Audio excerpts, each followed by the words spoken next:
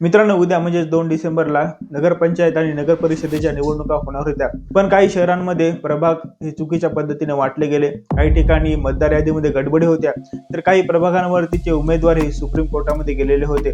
तर या सर्व कारणामुळे राज्य निवडणूक आयोगाने या ठिकाणच्या निवडणुका पुढे ढकलल्या आहेत. तर या ठिकाणी 20 डिसेंबरला निवडणुका होणार आहेत आणि 21 डिसेंबरला त्यांचा निकाल लागणार आहे. तर कोणकोणत्या ठिकाणी या निवडणुका पुढे ढकलल्यात ते आता पाहूयात.